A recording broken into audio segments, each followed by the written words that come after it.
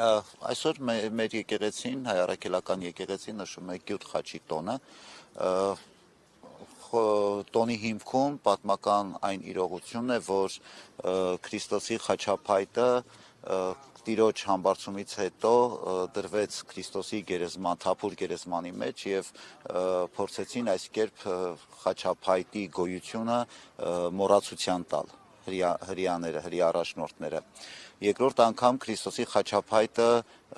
պահեցին կամ թաքցրեցին Գողգոթայի կողքը աղբակույտի տակ։ Երրորդ անգամ խաչափայտը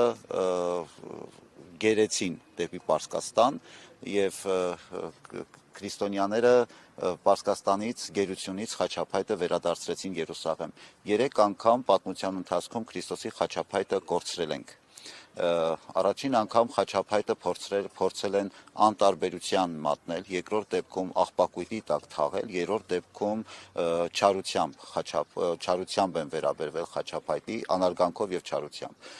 Սրանք հիմնական են պայմաններն են, երբ որ մենք էլ այսօր մեր կյանքի ընթացքում մեր խաչը կորցնում ենք, անտարբերությունը, մեր մեղքերը, մեր չարությունը եւ նաեւ այսօրվա խորհուրդը կարեւոր է հենց այս տեսանկյունից, որ ավելի ուշադիր, ավելի զգոն քրիստոնեական արժեքներով ապրելով մենք կարողանանք միշտ մեր խաչը պահել մեր սրտում, մեր հոգում եւ մեր մտքում, ոչ միայն մեր պարանոցին։ Եվ գիտեք նաեւ, որ այսօր Մայր տաճարում քահանայական ձեռնադրություն է տեղի ունենալու, մեր 6 սարկավակներ պիտի կոչվեն քահանայության եւ այսօր նաեւ Քրիստոսի խաչափայտի մասունքը այս տոնի առիթով դուրս պիտի բերվի Մայր տաճար հավատացյալների երկրպագության համար։ Տերեսայի այսօր Արագածոտնի թեմի բազմաթիվ հոգևորականներ քննչական կոմիտե են կանչվել, թեև իրավապահները վստահաբար գիտեն, որ Կիրակի օրը պատարագներ են մատուցվում բոլոր եկեղեցիներում։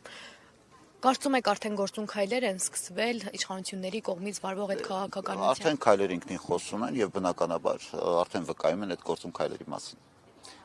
Ինչպես եք արձագանքում այդ հայտարարություններին։ Աստված առաջ։